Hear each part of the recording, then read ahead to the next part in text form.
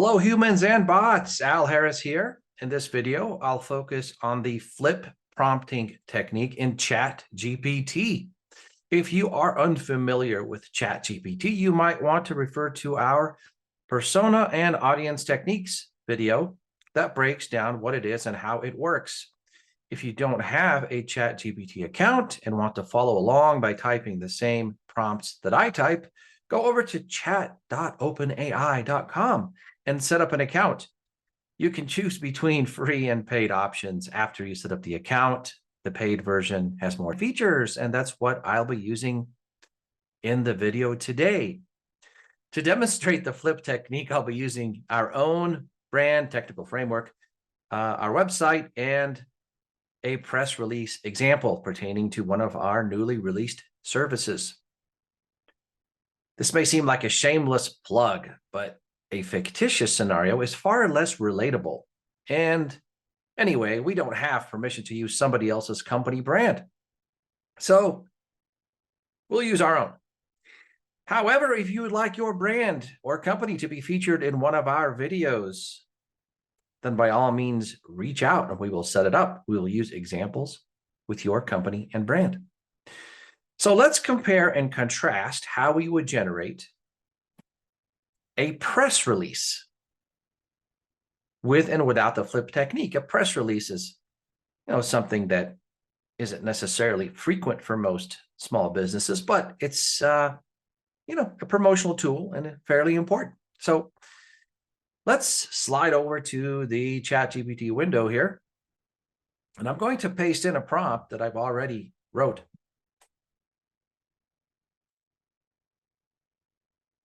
The prompt is assume the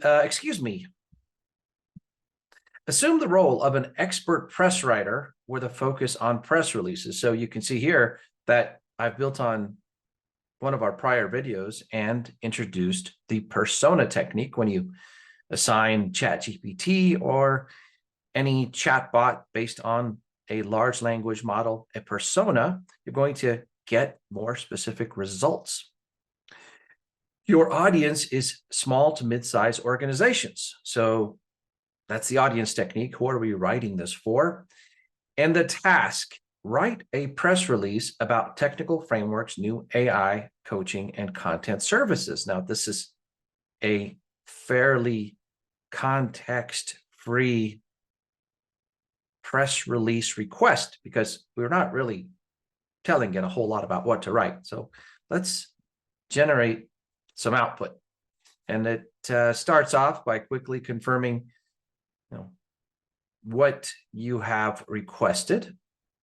And know that ChatGPT's pre-training is founded upon positive comments and embellishments about people and organizations. So you can typically expect it to generate output that's flattering, for lack of a better term. So we'll let it generate away here. And end of press release. So it's titled the sections. You'll probably remove the titles in the final release because that's a little strange to have that type of section title. Notice that while I have a press release, it may not necessarily have all of the components that I want. In fact, I may need to rewrite this by issuing a different prompt with new parameters, but I don't really want to necessarily think up what all of those parameters are. I would like it to ask me. So what I'm going to do is start a new chat.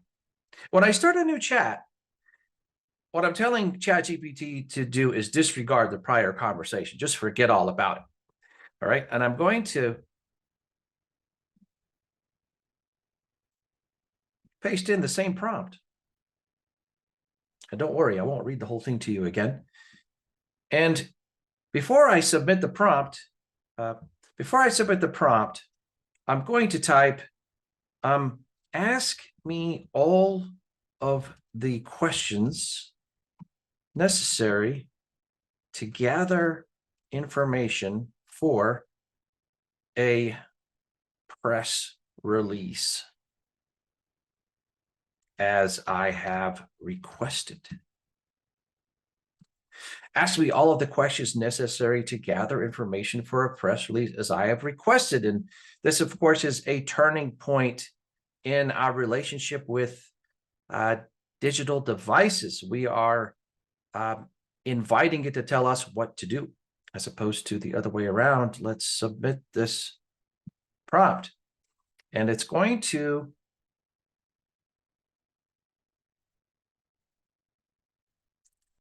give us a list of possible ingredients. And you can kind of see where we come up with the recipe moniker, the recipe technique.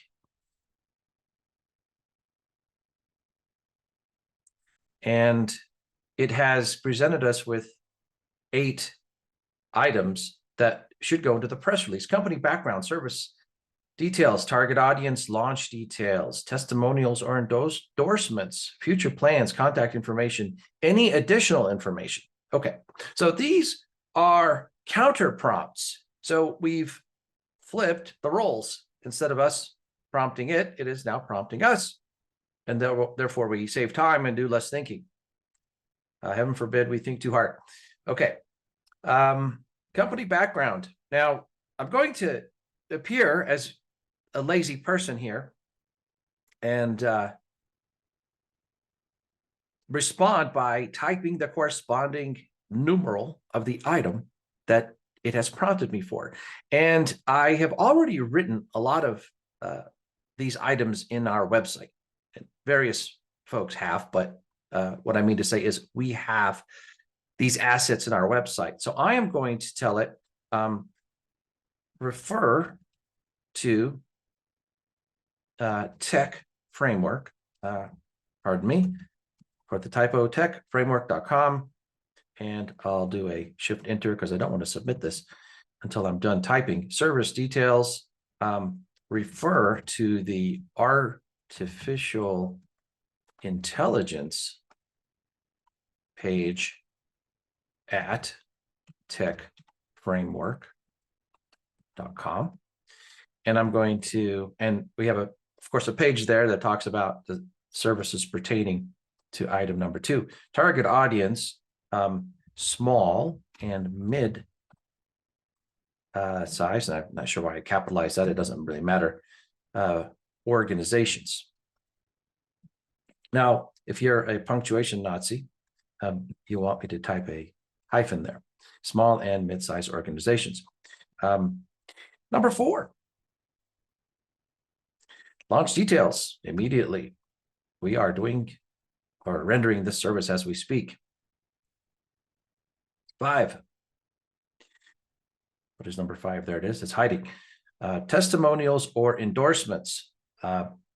Quotes from company leaders. And I'm going to say use a quote by CEO Al Harris, based on your knowledge of prior quotes by him. All right, and 6, future plans for expanding these services or introducing additional features, not yet determined. And number 7, contact information. So I'm going to say media contact Al Harris. I'll just put my name in there. We don't want to drop any other names for now. And we'll say email. Notice I'm kind of sloppy about the formatting here because it doesn't really matter how neat I am. ChatGPT will figure it out. And then phone 970-372-4940 in case you want to give us a call. So what's number 8? Almost done with my homework here. Number 8 is can't think of anything, because anyway, I'm trying to not think too much here. Can't think of anything. Look at that. Think of anything. So is that a slip or what? All right. So I think I've answered all the questions, and I didn't really work very hard. 1, 2, 3, 4, 5, 6, 7, 8. Can't think of anything. And I'm going to click submit. And it in turn, notice it's becoming, iterative. I prompt it, it prompts me, and we have a conversation. And based on my answers, it's going to generate a press release that have to do with those 8 answers that I provided for it.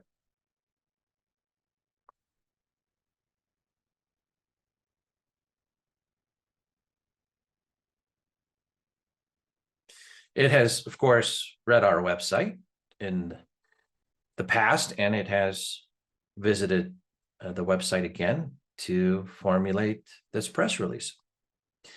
Now,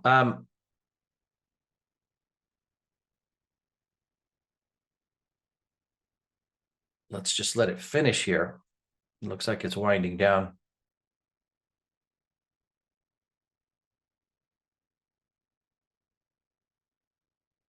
And here's the about section, which it's collected from our website. Now, if your website isn't laid out in such a way that ChatGPT can read it easily, then let us know. We can probably help you with that. So that's another shameless plug. Just couldn't help myself. And it did insert my name and our contact information and our URL and end of release. Okay.